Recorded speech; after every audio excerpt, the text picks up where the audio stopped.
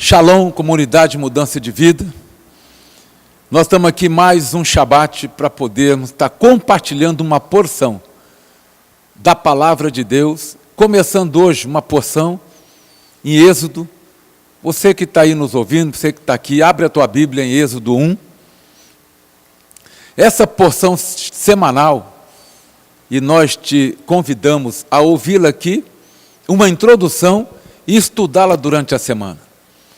O povo perece por falta de conhecimento, não é o conhecimento da palavra, é o próprio conhecimento de Deus que você e precisa ser aprimorado na leitura da palavra e afinado com ela. Abraham Lincoln fala uma coisa que eu gosto muito.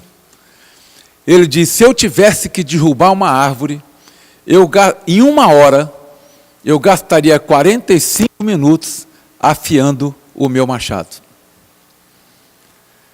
E nós temos aí 1 hora aqui com vocês. Eu já afiei meu machado de madrugada, desde ontem, né? Espero que vocês comecem a derrubar essa árvore agora. E durante a semana, tire um tempo para afiar o seu machado. Para poder estar sempre mergulhando. Porque a gente não derruba uma árvore com um corte só. Sim ou não? E a gente não aprende a palavra de Deus em 1 hora só. Então te convido a ler isso aqui é tremendo. Amém? Vamos ler o primeiro versículo. E diz aqui: são estes os nomes dos filhos de Israel que entraram no Egito com Jacó, cada um com sua família. Aí você vai vendo ali o nome: Rubem, Simeão, Levi, Judá, Issacar, Zebulon e Benjamim, Dan e Naphtali, Gade e Asser. Todas essas pessoas descenderam de Jacó, foram 70. Jacó teve 70 filhos, com as esposas e com as concubinas. E José estava no Egito. Amém? Até aí por enquanto. Então o que nós entendemos aqui? No início, aqui, se você pega o livro da Torá, a gente toma conhecimento do quê? Da escravização dos filhos de Israel. Sim ou não? Que não eram ainda filhos de Israel, na terra do Egito. Mas o verdadeiro acontecimento acontece quando Deus nomina cada um aqui. O nome é a coisa mais importante que tem. Amém, gente? Mais importante. Porque esse é o segundo livro da Torá, ou Pentateuco. Você que está nos ouvindo. Mas o que é a Torá, pastor Pedro? É o Pentateuco. A Torá não é livro, a Torá é ensino. Ela significa aquilo que ensina. É uma linguagem que você precisa aprender. Amém? Então, nós temos aqui uma repetição.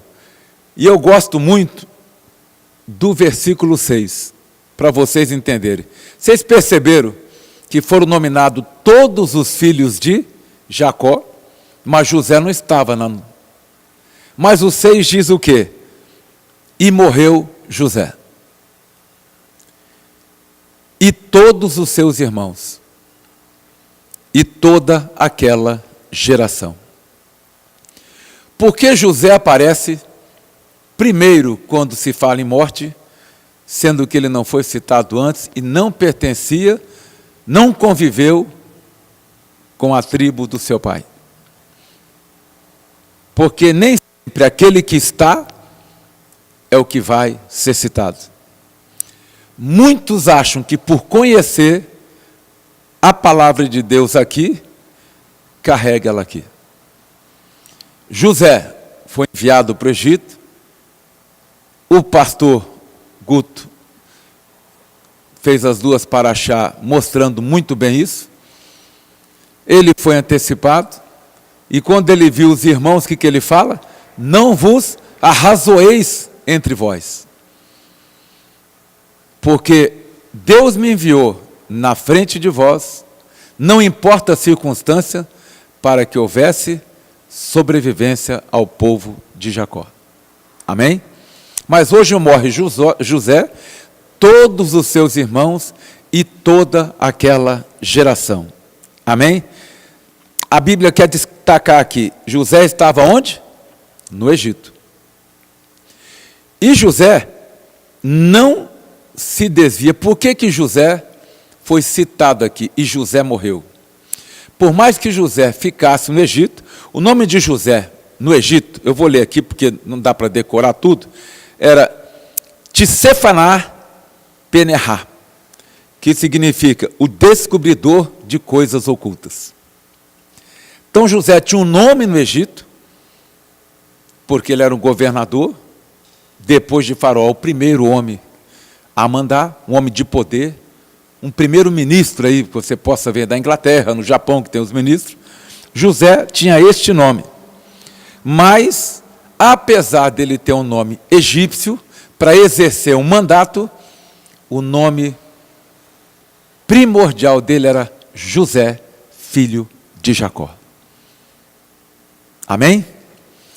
E eu quero te fazer uma pergunta. Como você tem se chamado? O que significa o teu nome para você? Muitos não gostam do nome. E eu quero te dizer uma coisa, nós estamos num país que não se conhece a Deus. Se ouve falar de Deus. O Brasil não conhece verdadeiramente o Deus de Israel. Poucos conhecem. E por isso nós praticamos uma fé religiosa. José no Egito com nome egípcio, aquele que descobria as coisas ocultas, porque revelou diante dos magos, adivinhos, feiticeiros, curandeiros, o sonho de Faraó, que revelou totalmente esse sonho. Amém? Mas nunca deixou o primeiro nome dele sair da linha. José, mesmo no Egito, ele não largou o princípio que ele aprendeu na casa do pai dele. Tanto que ele criou os dois filhos, Manassés, com mulheres egípcias. Manassés, aquele que me fez esquecer as coisas da casa do meu pai. E aí tem Efraim, aquele que me prosperou longe da casa do meu pai. Sempre ele estava onde? Na casa do pai, mesmo em outro lugar. Muitos vêm aqui na igreja, eu estou na casa de Deus. Mas quando sai lá fora, esquece o que aprendeu na casa do pai. É onde muitos nós sucumbimos, é onde muitos tropeçam. E eu quero citar aqui duas mulheres, não judias, não hebreias, e que a Bíblia cita de maneira extraordinária. Extraordinária. Levanta-se um novo rei, se você vê, eu não quero gastar, eu quero chegar num ponto certo. Levanta-se um novo rei. Há uma discussão se era um rei da descendência de Faraó, mas ele é citado como Ramassés II. E diz que ele não reconheceu, está aqui, levantou-se um novo rei do Egito, versículo 8, que não conheceu José. Gente, vamos raciocinar inteligentemente. José não era conhecido no Egito, ele era conhecido em toda a terra. Porque só o Egito tinha mantimento, alimento e tudo para o mundo que passou por 7 anos de fome. José era conhecido em toda a região. Como que um novo rei não conhece a José? Eu entendo e sigo uma linha dos sábios, que Ramassés fingiu não reconhecer José, porque ele queria o poder que José tinha. E como José tinha autorização do antigo faraó para que o teu povo habitasse numa terra, e José coloca o povo numa terra fértil, longe da idolatria do Egito. O que preocupava não era o povo, é que o hebreu se multiplicava assustadoramente.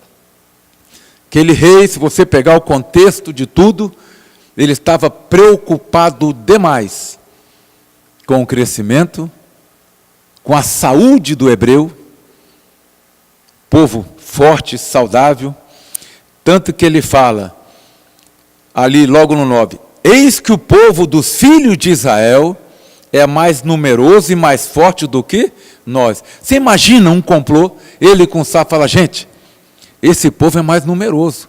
Você já percebeu quão forte eles são? Nós precisamos dar um jeito, nós vamos ser astutos com eles. Vamos escravizá-los. Nós vamos tirar o que ele tem e vamos obrigá-los a trabalhar para nós. Amém? Guarda essa parte que eu quero voltar para você. Lucas 4, vamos lá? Eu quero te ajudar. Aonde muitos se escravizam.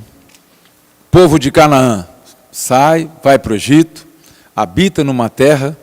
E Lucas 4, na tentação, ali, Jesus, por 40 dias, foi levado ao deserto, para que pudesse ser provado ali. Pudesse passar por tentação. E naquele dia ele não comeu coisa alguma e teve fome. Aí o diabo chega para ele e diz, no 4 aí, no 3, se és tu o Filho de Deus, diz a esta pedra que se transforme em pão. E Jesus lhe disse, está escrito, nem só do pão viverá o homem, mas de toda a palavra de Deus. O diabo, conhecedor de Deus e da palavra de Deus, que não era escrita ainda, nós temos a palavra escrita, e o grande problema nosso é que ela está escrita e totalmente disponível. Por que que tem pouca gente aqui? Eu tenho a Bíblia lá em casa, eu leio a hora que eu quero. O povo antigo não tinha essa alternativa. Eles só podiam ouvir a palavra de Deus indo aonde ela era falada, oralmente. E por isso eles foram e serão abençoados. Amém? A fé vem por ouvir e ouvir. Não diz que é por ler, ler e guardar. E nós precisamos estar ouvindo o que a palavra diz e o que o Espírito revela acerca dessa palavra. Amém? O faraó aqui é a mesma coisa de Satã. Ele começou a testar o povo. E aquele povo sucumbiu. E a primeira ordem de faraó foi qual? E aí eu quero te ensinar algo tremendo. Eu vou pular essa parte. O faraó dá uma ordem para que mate todo o primogênito, porque quando aconteceu isto, nós precisamos entender uma coisa. Ele chama e diga, mata todo o primogênito. A Bíblia não relata as coisas minuciosamente, porque só os milagres de Jesus, gente, nós precisamos ser inteligentes. Nós somos dotados de inteligência e não temos. No último versículo do Evangelho de João, último versículo, vai lá e você vê. Eu não vou citar, para você aprender a procurar. Diz que este que vos escreve é o mesmo que testemunhou e testificou. Que se fossem para ser registrados todos os milagres que Jesus fez, vos digo que até no dia de hoje não caberiam em todos os livros da terra. Se Deus que tivesse que registrar tudo, e todos os feitos, todas as conversações, que tamanho seria o livro? Nós vamos ser inteligentes. Faraó, vendo aquele povo numeroso, falou, cara, esses caras vão crescer. José é muito grande, esse camarada é bom, e vamos aproveitar que ele morreu, e os irmãos também, e a geração dele também, e vamos tirar desse povo o poder. Nós somos, pela graça, no Senhor Jesus, dotado de poder de Deus para salvação, transformação e pela misericórdia sermos um povo cabeça. Amém? Aí você vem e ele elege 2 mulheres. E lá no versículo, ali disse o rei, ali no versículo 15, e disse o rei do Egito às parteiras hebreias, cujo nome da primeira era Shifra, ou Shifra, como você quiser, né? E a segunda, Puá. E diz, quando você for lá, e eu vou aqui relatar rápido, fazer o parto das mulheres hebreias, mate o primogênito. Gente, o censo dizia que tinha mais de 5.000 mulheres no Egito ali, para que as parteiras atendessem. Essas 2 mulheres não eram a única. E se você for procurar na história, elas eram as supervisoras sobre as parteiras. Mas essas mulheres fizeram algo tremendo. Deixa aberto em Lucas 4. Amém? Aí elas não cumprem o que Faraó manda e tiveram que dar uma desculpa, porque ele descobre e ele chama, ele disse, lá no versículo 18, por que tendes feito isso e deixado os meninos viver? E disseram as parteiras ao Faraó, as mulheres hebreias, Faraó, não são como as egípcias, elas são sábias. Em algumas Bíblias diz que são mulheres que sabem dar luz. Outras, a mais tradicional, diz que são como animais. Aí melhoraram. Por quê? O animal não precisa de ajuda para o parto.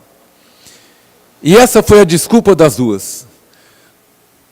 Quando eu resisto à ordem de quem for, muitos de nós pegamos em Romanos 13, sujeitai-vos às autoridades, porque elas foram instituídas, né, por Deus para que lhe governe.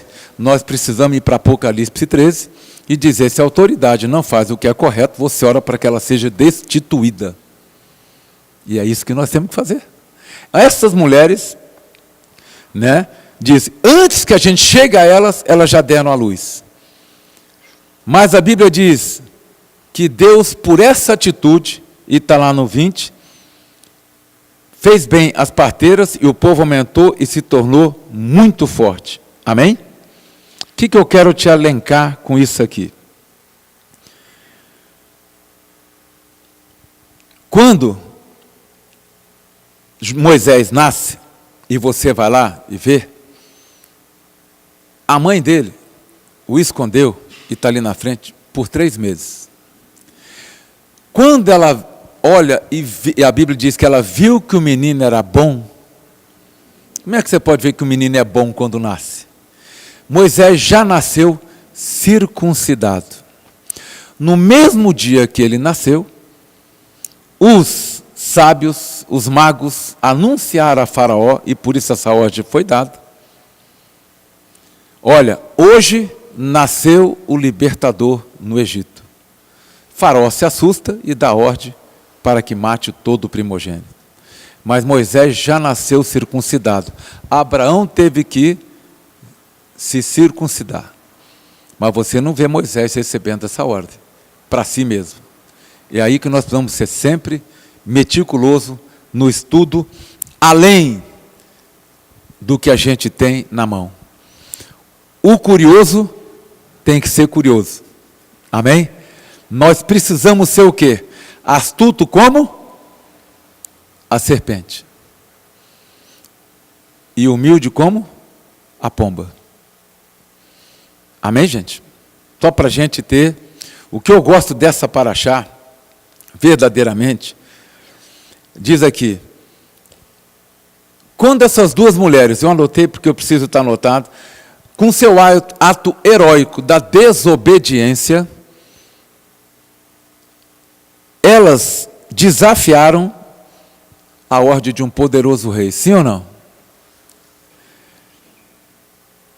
Isso podia ter num processo de libertação.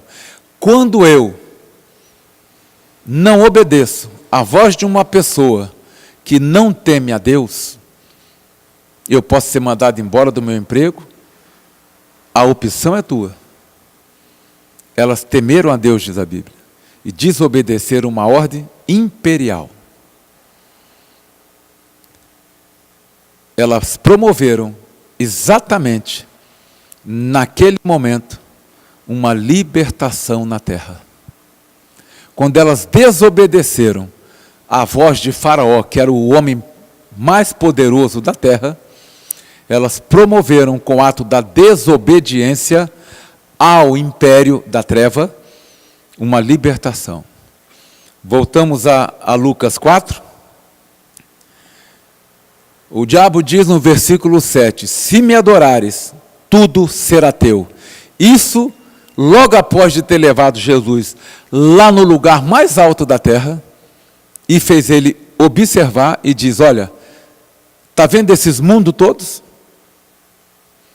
Isso eu vou lhe dar, se você prostrado me adorar. Porque a mim foi entregue.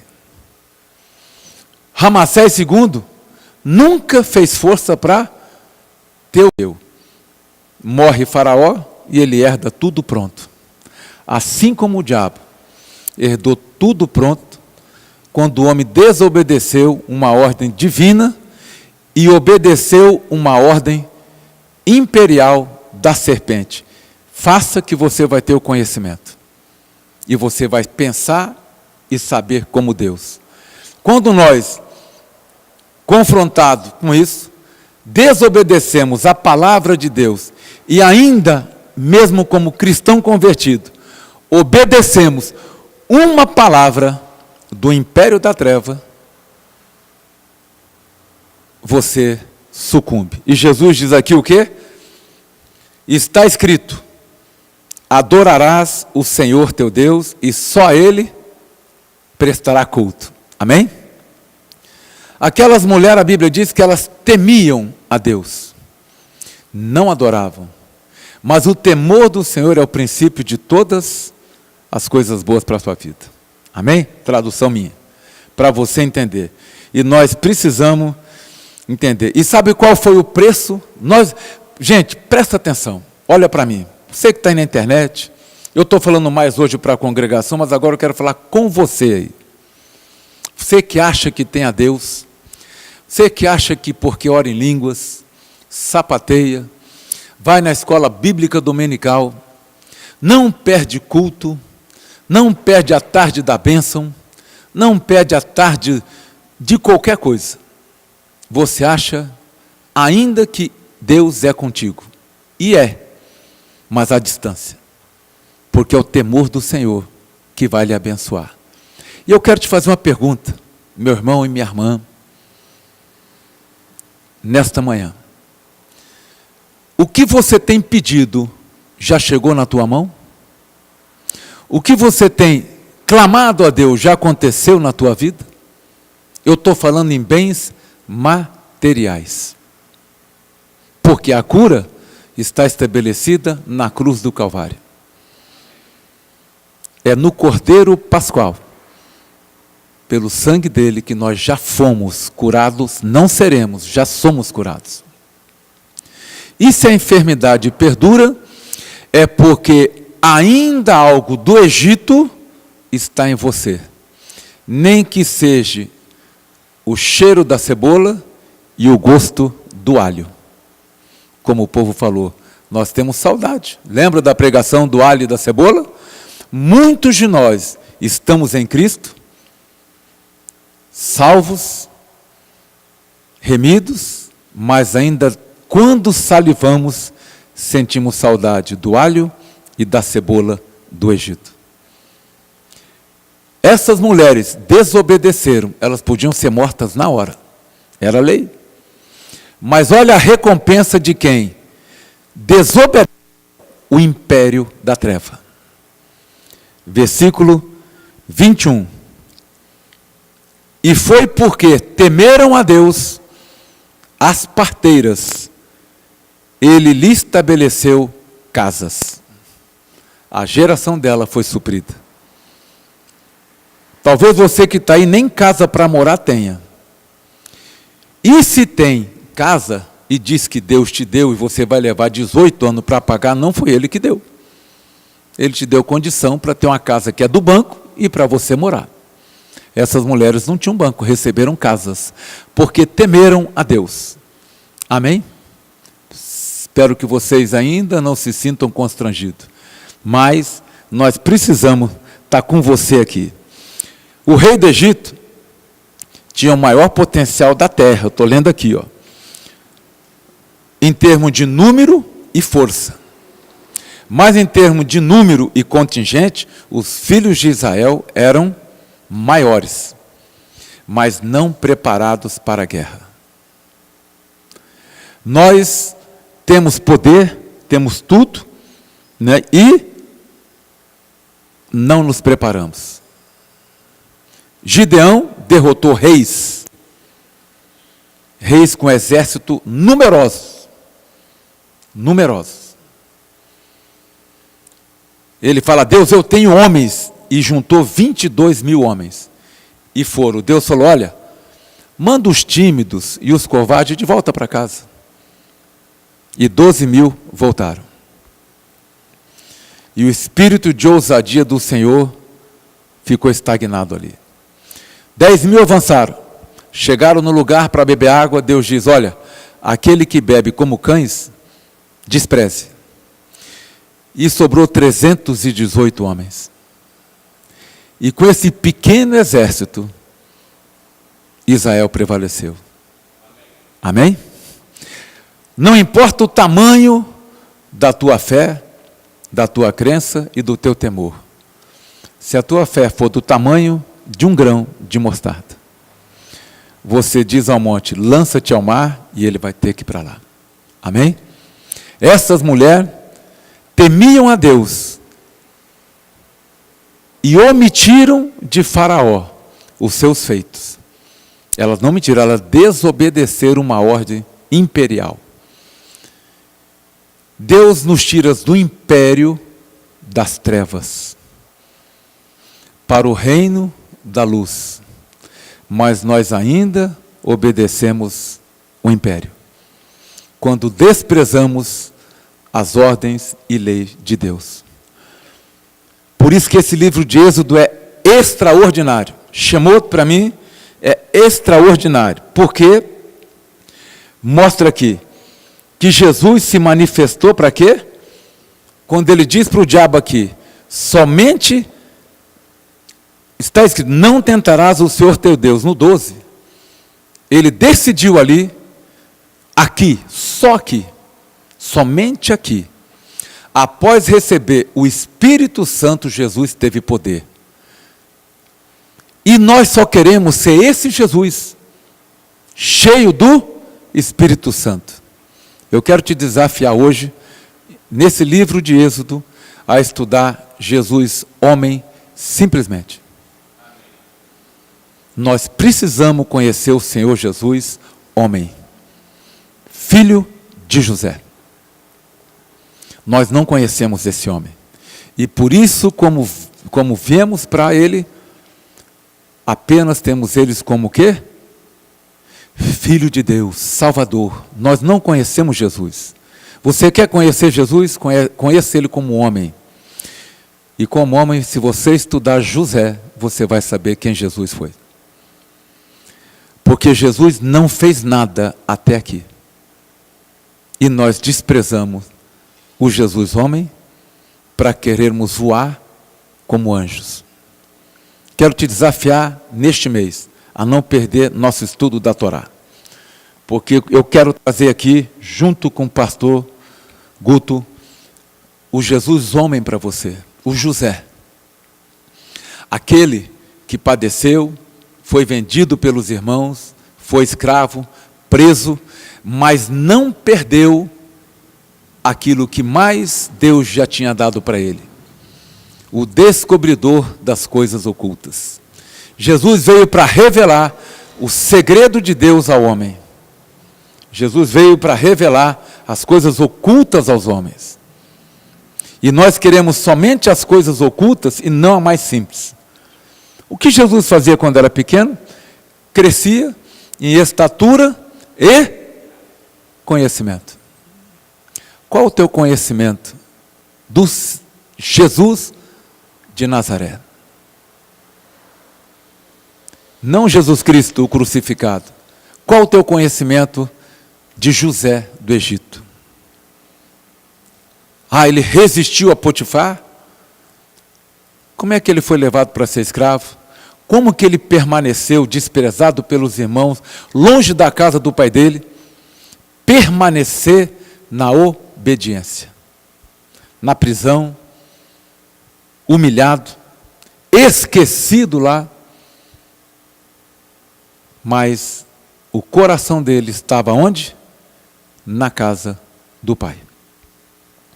Nós viemos aqui, não, vamos na igreja porque eu me recupero, uma injeção de ânimo.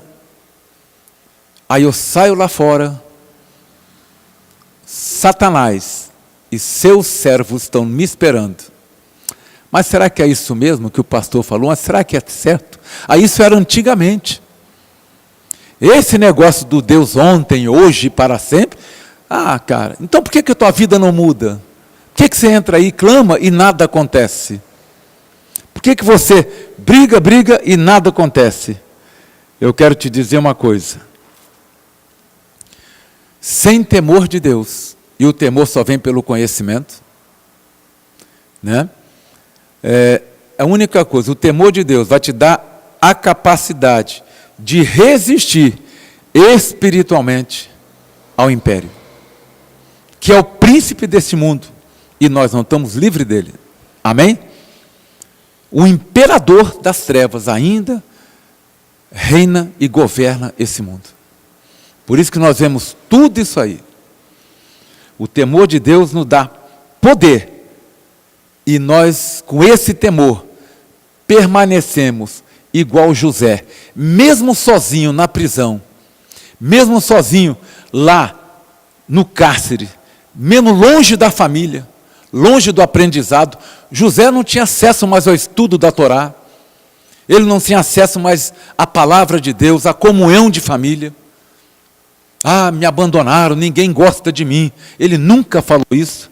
Mesmo assim, permanecendo sozinho, ele permaneceu do lado da justiça e da moral, porque ele tinha temor do Deus que ele conheceu. Amém? Em situações de perigo, como é que eu posso instalar? E aí falo para os jovens aqui. Jovens, eu não sei qual o perigo que você passa na tua vida. E eu não estou falando perigo de morte. Eu não sei qual o perigo espiritual que pode estar aí impedindo você de ser abençoado no teu físico. A minha pergunta é, como você pode instalar essa virtude moral dentro do teu coração? Como você pode instalar essa virtude de justiça no teu coração, no mundo de injustiça? Estou falando para você aí na internet, que está aí revoltado, está aí desanimado, se sente desamparado e pergunta, por que eu nasci nessa família? E eu quero te perguntar, eu gostaria de entrar aí e te perguntar, qual o seu nome? Como você se vê no seu nome? Nós substituímos um RG hoje, um CPF, em um só documento. Qual é ele? CNH. Sim ou não? Você apresenta CNH, que é uma habilitação para conduzir veículo. E ela é tua identidade, ela é teu CPF, ela tem teu endereço, ela diz quem é teu pai e tua mãe, mas não diz quem você é. Só a tua identidade diz, nascido de novo. Só a identidade diz certidão de nascimento, livro tal, folhas tal. Só a tua identidade real, José, diz filho de Jacó, aquele que Deus elegeu para ser Israel. Só a tua identidade verdadeira em Cristo diz o que você é e quem você é. E você precisa descobrir isso hoje. A fé é a convicção das coisas que eu espero. O que você tem esperado? Resgate de identidade. Quem eu sou? Por que estou aqui? O dia que você entender isso, o império da treva não prevalecerá sobre a tua vida. E como aquelas duas mulheres, Deus vai estabelecer a casas e o que você quer. Vai satisfazer a tua necessidade e para a tua geração. Amém? Eu quero falar uma coisa para você. O caso dessas parteiras hebreias prova que indivíduos dissidentes podem resistir ao mal. Você não precisa ser crente em Jesus para resistir ao mal. Você que está me ouvindo, e talvez você foi uma pessoa como eu, ateu, não acreditava em Deus, mas eu resisti a muitos mal na minha vida. Fiz coisas erradas, mas nunca fumei, nunca bebi, bebo café, alguns vícios, porque qualquer pessoa dissidente de ser judeu, crente ou não, pode resistir ao mal se você determinar. Isso começa com uma única resposta: quem eu sou? O que meu nome significa? Amém? Quero orar, te convidar por você nesta manhã, porque eu tenho certeza que o Espírito de Deus vai entrar na tua vida e vai fazer uma diferença. Eu te convido a estar conosco todo sábado, aí pelo canal do YouTube, no Facebook, nos acompanhando. Nós não estamos aqui para sermos únicos, nós estamos aqui com um único propósito: transformar tua vida, restaurar tua casa, para que você possa, como José, trazer os teus perdidos para a casa do Senhor e ter um lugar reservado, fértil, onde você vai poder criar tuas ovelhas e teu rebanho, longe da idolatria desse mundo, como Jacó morreu junto com os filhos, firmado na palavra do Eterno. Que Deus abençoe, em nome do Senhor Jesus. Amém?